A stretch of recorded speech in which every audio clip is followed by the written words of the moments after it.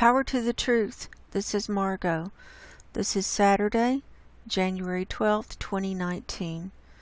And today we're going to look at a little more methane. I'm going to keep everyone up to date on methane as the data comes available on CAMS. And we'll look at comments that came in from yesterday, and then we'll get right to the earthquake report. I'm going to make this report a little bit shorter. I know everybody has busy lives, and it gets tiring for me to do long reports every day. But I want to bring something to you every day if I can. So that's my goal. So what we're looking at here is Copernicus Atmosphere Monitoring Services, and it's methane forecasts. And this is the North Pole view surface level, and we have data from Tuesday and Wednesday of this last week, Tuesday the 8th and Wednesday the 9th. So just to keep everyone up to date, and just so you know, if there is something big that happens, we'll see it. I don't want to miss it either, so I thought I'd just do these on a regular basis along with the earthquake reports. So as that's loading up, and I have the base time is Tuesday selected, and it'll go smooth starting on the next round here. Here we go. Watch this big orange plume come up off the coast of China and into the Pacific Ocean, and it's just rolling out. That's kind of freaking me out. Also down here in the Indian Ocean, remember before they changed the color ledger how all of this was black, and now it's different degradations a little bit, but this area going down, coming up out of the Indian Ocean, that was red and black as well. But with this new color ledger, it doesn't look as ominous. But just so you know, the this orangey color is 2080 parts per billion, and then this brick red is 2140 parts per billion, and then the darker, I call it black, but it's like this dark brown, is anywhere between 2140 and 10,000 parts per billion. It can be anywhere within that range. And so you can see it's still coming up throughout the Arctic, through the sea ice, and we can see waves of it moving from through Europe and through Russia and Siberia, and it's just waves of it. And then there's a wave coming off the east coast of the United States. It's in the green zone, but even green is high on this map. Like this chartreuse color, the chartreuse color green is 2000 parts per billion. So there's that. So it's still happening, and it's winter time, and that's the Arctic is not in the sun, so it's not, the sun's not heating it up, so it's coming up from underneath.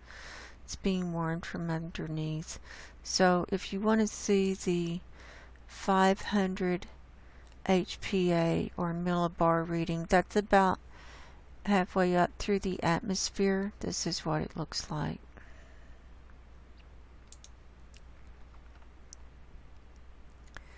And it does gather over the North Pole, because it gathers in the colder regions.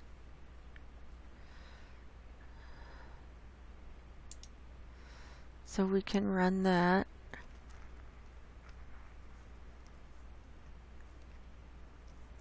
So you can see how it's really spread out and then concentrated up here in the Arctic. And also in the northern hemisphere, it's still quite high. It's in the orangey and into the red zones in the northern hemisphere even. Like this is the United States up here. So all of this northern hemisphere is high.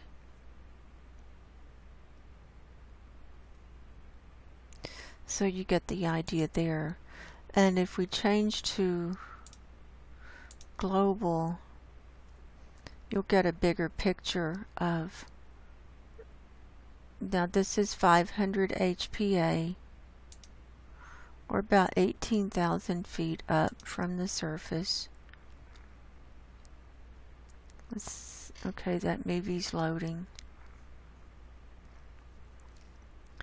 And you can see like it's dipping down here to the bottom part of the United States, even the red, and it's the same ledger.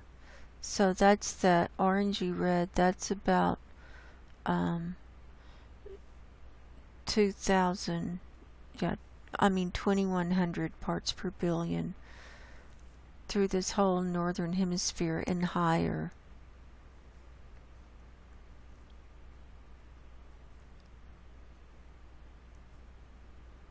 So there's that. You get the idea.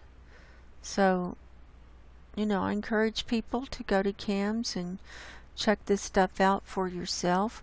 We can also see it coming up in the Caribbean area, and we see a lot of earthquake activity going on there. And see, look how it's red coming up north of Venezuela.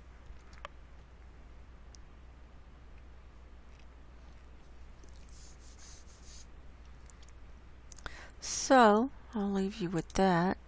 Now let's go right over to our comments. Okay. This one came in under my video from yesterday, which was looking at New Zealand seas record temps. Darren Koppel said, "Thanks for the information. I saw this on Stuff. Have never heard of this happening." And when you click on this link, it's a really interesting article. It's out of stuff.co.nz. And it's a recent article that was released on January 10th of this year. And it says, mud volcano continues to bubble away following eruption near Gisborne. And it says, a mud volcano in the Haimata Valley near Gisborne erupted and spewed mud over 1.3 hectares. And so there's the mud just coming up out of the ground there. Uh-oh. I'll turn that sound off. I think it's just music playing anyway. So it's kind of like taking over, like the blob. It says a mud volcano that erupted on a fence line between two Gisborne farms is continuing to spew mud a month after it appeared. And they don't know exactly what's causing it. Maybe it's from the tectonic plates down there. And that was my thought, that it could be, you know, magma mixing and releasing and coming up through some cracks and stuff that had been formed. And it found a weak spot, and so it's pushing the mud up. I mean, better mud than magma, my thoughts. So it said, a mud volcano is an eruption of mud, cold water, and gases. This one in the Waimata Valley began on December 15th. And the main eruption lasted 5 hours and spewed thousands of tons of mud over some 1.3 hectares, destroying a fence line and partially burying trees. You can see the fence posts there. We've been monitoring the area for the last year or so because the area uplifted in the Te Araroa earthquake in September 2016, and there were a lot of cracks.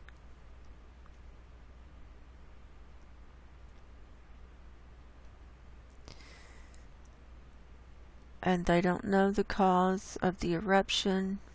They thought it might be related to movement on the boundary between the Australian and Pacific tectonic plates.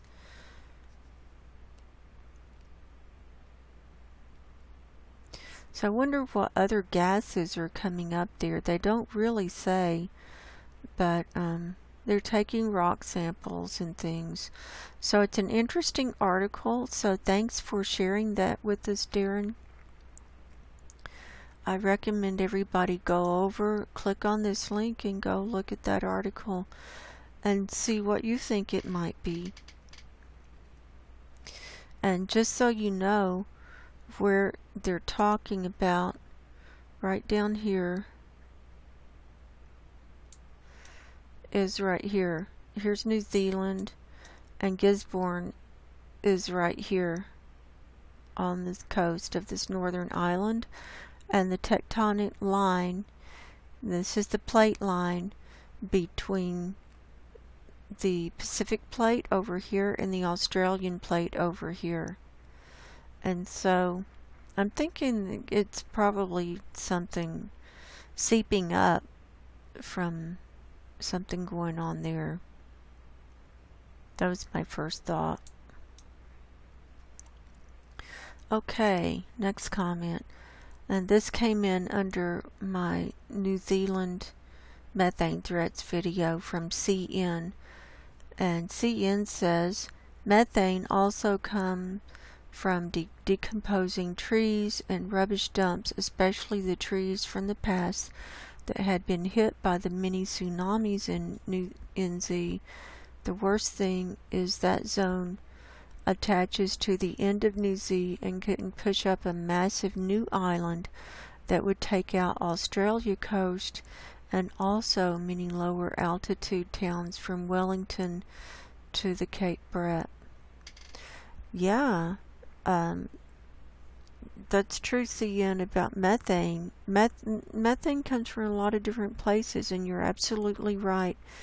And a big source is decomposing matter. Trees, dumps, absolutely, swamps, you know, anything that's decomposing, and that'll create it.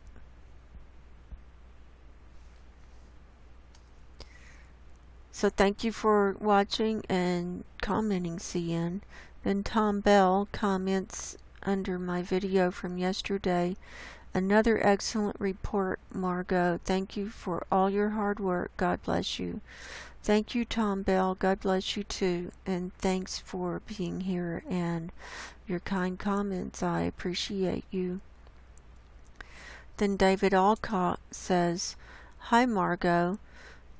There is a theory linking methane release to the Bermuda Triangle mystery.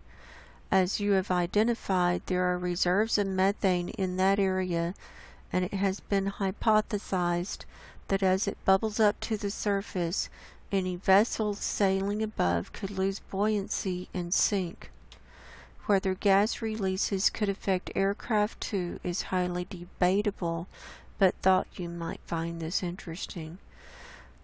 Yeah, Dave, I agree, and I thought about that myself and had a discussion with one of my friends about that when I was looking at the Bermuda Triangle and where it was on Google Earth, and the methane stores and things, and it could be, and why wouldn't it affect everything? And maybe it could affect airplanes, because if they've got to cool their engines with the outside air, and if the outside air is methane filled, then that wouldn't be a good thing to cool your engines with, and they could go down. That's my thought. Thanks for your comment. Thanks for being here. Thanks for being my friend, and look forward to your insights in the future as well. Then Fig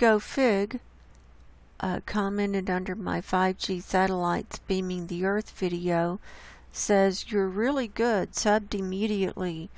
Well, thank you, Fig, and welcome to the channel, and I hope you like it and find good information here and things that will help you deal with the reality of what's going on, because this is about us looking at things that are happening in the world, but going beyond it and connecting dots.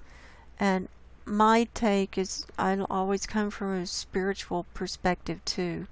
So thanks for being here, Fig, and look forward to more of your comments. So with that, let's get right into our earthquake report. I have USGS pulled up, all magnitudes for the last 24 hours, and we're showing 226 earthquakes on the map. And so to start with, I'm going over to last 24 hours with 2.5 magnitude and higher. And so let's start with ones that might be going to fall off the map soon. There was a 2.6 in Puerto Rico yesterday at 4:50 p.m. Pacific time. Then 3.3 at Koktovik, Alaska at 5:02 Pacific time. 2.5 Santa Monica, California. That was at 5:07 Pacific time. These were all yesterday. 3.0 Boca de Yuma, Dominican Republic at 5:39 yesterday. So those are the ones that might be falling off in the very near future. So I'm going to start down here in the Southern Pacific. We've had quite a bit of action going on the last few days, and in my last couple of reports I was kind of showcasing New Zealand. So here's New Zealand, here's the fault line coming down to the east of the northern island, crossing right across the southern island and going down the west coast of the southern island. So anything that happens down here will affect a huge area. So here we have a 5.2 that happened south of Tonga. This was yesterday at 10:03 p.m. Pacific time, 10 kilometers deep. It was right on that red line you can see. Then there was a 4.9 up here near Fiji, very deep, 582 kilometers deep. And when they're deep like that, they're going to create movement throughout the world. All the plates are interconnected, and so they'll all feel that and will be moving. Here's a 4.8 next to that big one that right there. So 4.8 in south of Fiji. That was last night at about 11:30 p.m. Pacific time, 10 kilometers deep. Then a 4.7 up here. Another deep one, 573 kilometers deep, and that happened at 8:22 this morning. So when you get them big, like bigger magnitudes than that, and the deep earthquakes, they'll really shake everything around the world. Okay, now let's go over to Indonesia and the Philippines. There's been a 5.3 near Papua New Guinea, and it was 10 kilometers deep. That happened at 9:13 this morning. All of these times I have it set for Pacific time, my local time. It looks like that was in the ocean, so it probably didn't do any damage. Here's a 4.6 near Tual, Indonesia, 65 kilometers deep. Here's a 5.0 near Somlaki, Indonesia, 128 kilometers deep. Here's a 4.7 near Dili, East Timor, 155 kilometers deep. Here's one of 4.6 near Simpa, Indonesia, 97 kilometers deep. Now this is in that Lombok region, or near it. Now here's Bali, right over here, and Lombok is right here. So remember, Dave made his prediction that something big was going to go, maybe in the Lombok area. So we're going to be watching that. Then this one is near Krakatoa. Remember Krakatoa down here that had the tsunami back in December?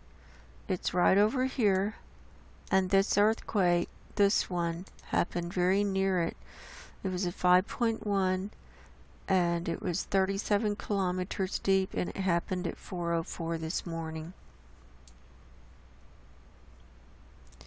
So it's not that far. It's not that far from Krakatoa over to that earthquake. So those could be connected, definitely. Now up here in the Philippines, there was a 4.7 near Dingras, Philippines, 61 kilometers deep. This one was on the land, and it looks like it's near Laog. So 4.7, that could have been big enough to cause damage, depending on if there were any buildings around there, but not a huge amount probably. Then up here, there's one in northwest China, a 5.3 near Kashi, China, 31 kilometers deep. This happened yesterday at 8:32 p.m. Pacific time. Here's the Tibetan Plateau down here, and this is a desert, the Taklamakan Desert. So it was right on the edge of that desert.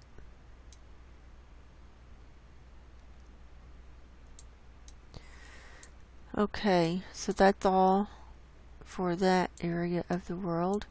Then up here, we've had a 5.0. It happened right on the coastline, well, in the ocean, right off the coast of Kamchatka, Russia, at 3:19 this morning. It was 71 kilometers deep. And this is an active area because it's where the Pacific Plate and the North American plates come together. And then we've got the Aleutian Islands coming across. Here is 2.9, 31 kilometers deep. And let's look at Alaska while we're up here. Now remember, we're still on our 2.5 magnitude or higher earthquakes, so we've had quite a few. Up in this northern region we've had 5. I'll just click them and call them off. 3.3, 3.3, 4.2, 3.1, and 3.0 near this Koptovik region. Then down here there was a 2.5 near Larsen Bay, 0 kilometers deep. That's interesting. Here's a 2.5 near Anchor Point, 38 kilometers deep. Up here, 2.7 near Cantwell, 63 kilometers deep. And then the big ones here, this one just came in, it was a 2.6 near Anchorage, 14 kilometers deep. Here's one in that little inlet, 2.6 near Nick Fairview, 42 kilometers deep, and a 2.9 near Big Lake, 34 kilometers deep. So while we're up here, we'll go to all magnitudes and finish up Alaska.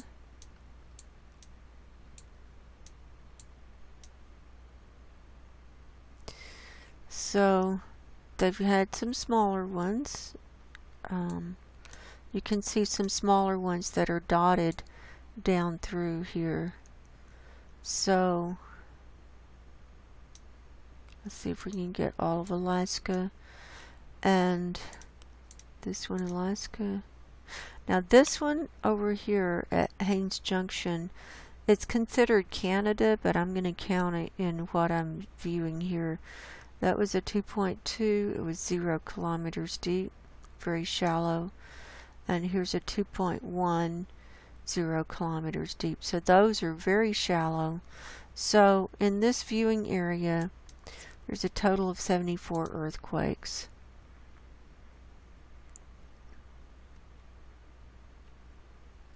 So we had a handful that were above 2.5 magnitude, and then the rest of them are small, as you can see. And just going throughout, just peppered throughout these mountains here, but mainly down here in this Anchorage area where they had that big one a few weeks ago. So let's go down to Mexico. There was a 4.3 that happened off the coast of San Salvador and Guatemala.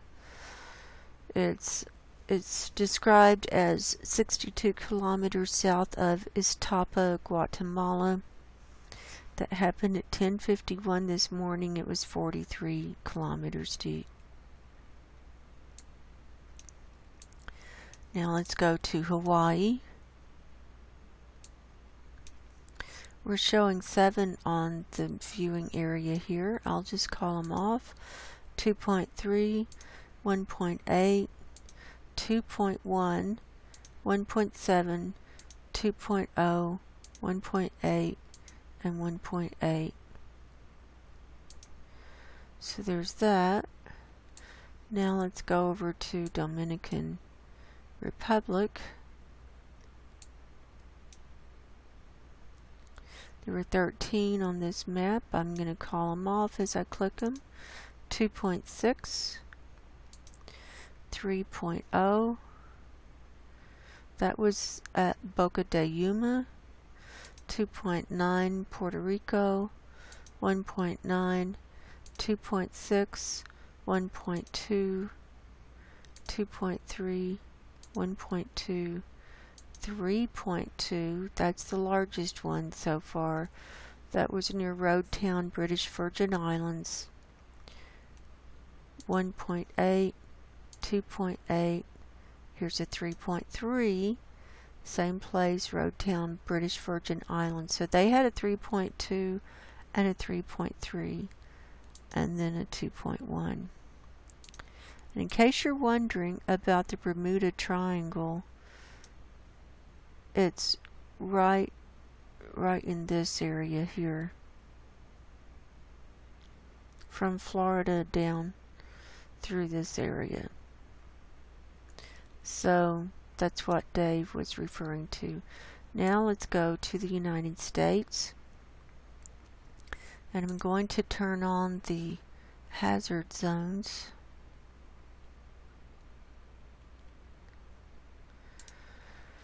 So that you can see that these two are connected to the New Madrid fault zone. This one's right in the middle of it. Here was a 2.9 near Lilburn, Missouri, 11 kilometers deep. It happened last night at 8:27 p.m. This one was a little bit further south.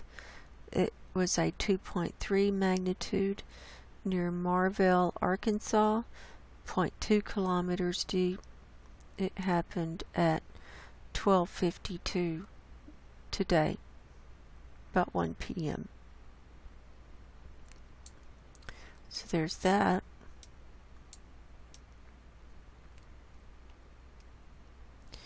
And we can see the earthquakes are clustered up in these hazardous areas. So that's not a surprise, and that's why we see repeaters over and over. So here we've got a 1.0 near Friday Harbor, Washington, 20 kilometers deep. Here's a minus 0.2 near Amboy, Washington, and a 0.5 near Amboy, Washington. And let's go on over to our Yellowstone area. Here's a 1.6 near Clinton, Montana, 7 kilometers deep.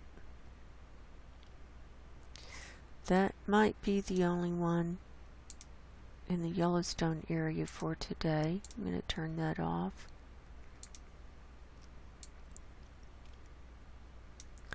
That's the only one I'm seeing. It's usually a day on, a day off, day on, day off.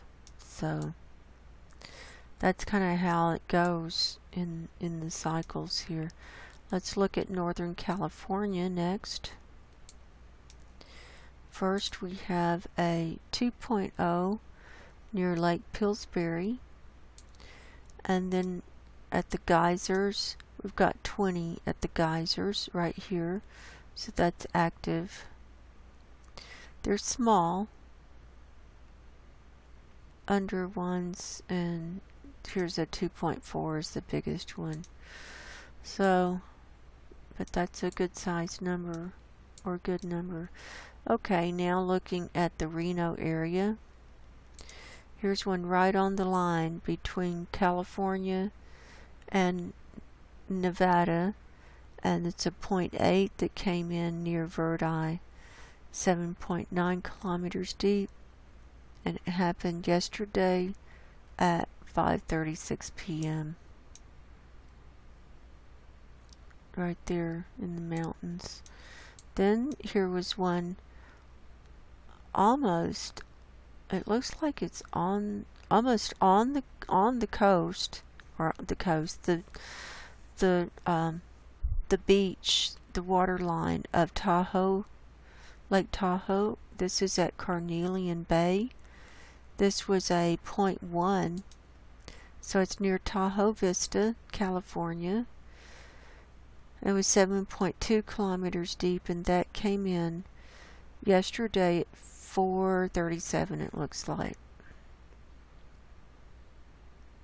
So it's right next to the road. There's a road, a 2-lane road that goes all the way around the lake, and it looks like it was right next to the road. But it was small, 0.1. Probably no one but the fish felt it.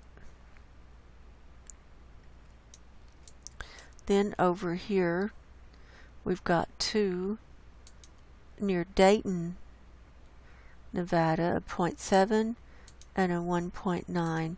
Now Dayton is near Carson City. Here's Carson City, and actually Dayton is up here. They're describing it as 9 kilometers south of Dayton. So Dayton is up here on Highway 50 when you're going out to Silver Springs, and it's a small community, and a lot of people like just commute from Dayton to Carson City for work. So this was in the mountains. This is not really populated here. These are mountains down here. So those were today. One was at 5:17 this morning, the other one is at 9:50 this morning. And it's quiet down here because it's Saturday and the earthquake makers are home for the weekend. Here's 0.9 at Hawthorne. Here's 2 small ones at Urington, a 1.3 and a 0.9. Here is Mono Lake, 1.1 at Bridgeport. Here is coming on down at Mammoth Lake now, 3.2. That was the big one down in this area.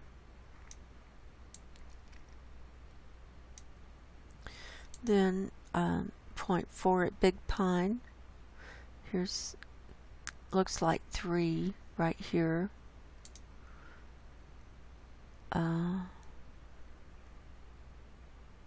These 3.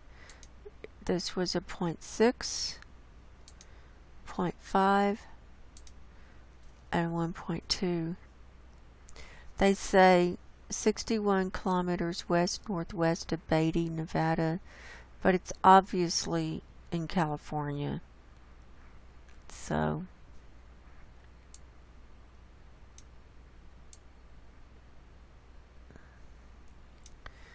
let's look at this one. That's a 1.3 at Coso Junction. So let's finish up Nevada. And then these are down in the test site. We have 16 showing up here today. And they're small. They're zeros or microquakes, minus magnitudes or microquakes. So we've got 16 here today. I'm not going to go over each of those. I think that's all for Nevada. Yeah, okay, let's come on down this fault line, a 0.3 at Parkfield. And we got that one at Coso Junction. And then in Southern California, let's try to get them all right here in the viewing area. There's 60 right here in the viewing area. This one is in the ocean. It's a 1.3 magnitude near San Clemente, and it was a -2 kilometers depth. So I don't know how it could be in the ocean and have it a -2, unless there's an island there or something, and was up in the hill or something. I don't know how it could register at -2 kilometers depth in the ocean. If anybody knows, if they could leave it in the comments, that would help us all out. That's crazy. I've seen that before though, so I don't understand. So I'm just going to scroll down and see what pops out of interest. You know, we didn't see any quarry blasts today because it's Saturday. The workers are at home. The earthquake makers are at home, except for the ones at the Nevada test site. They work 24/7. They're always making earthquakes. Hang on, I've got a phone call. I'll be right back. Okay, I'm back. So we've got a 2.0 near Lake Henshaw. That looks like one of the larger ones. And the others, here's a 2.5 at Santa Monica. We saw that.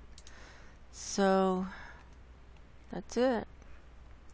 And of course we've got them piling up here at Kauai. I still don't know why. But we're seeing more just peppered around down here today.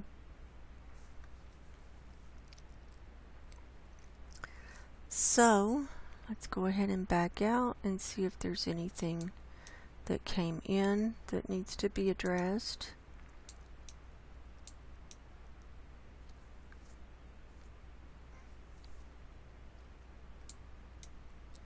Let's look at this one and see.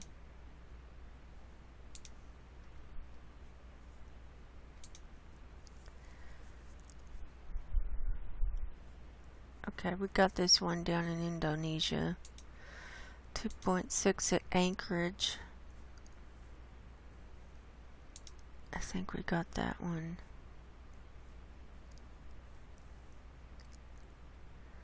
I think we got all of them. It's fairly quiet right now, but they had a lot of activity down here in the South Pacific. So I'm going to sign off for now, and I hope everyone has a safe weekend and gets everything done that they need to get done, and that they have some time to just relax and reflect on what's going on in the world and how you're going to be handling things that are coming down, because it's going to be coming apart fast. And the reason I do these videos is to help show you the signs of the times and the season that we're in and the times that we're in. And I think a lot of you do agree that we are in the end times. And when you're talking about the end, you know, then it turns to a spiritual discussion of what happens at the end. And so I encourage everyone to get their spiritual houses in order so that when the end does come, they're not lacking and they're not in fear. So my name is Margo, and I love all of you very much. So until next time, go in peace, God bless you, and good night.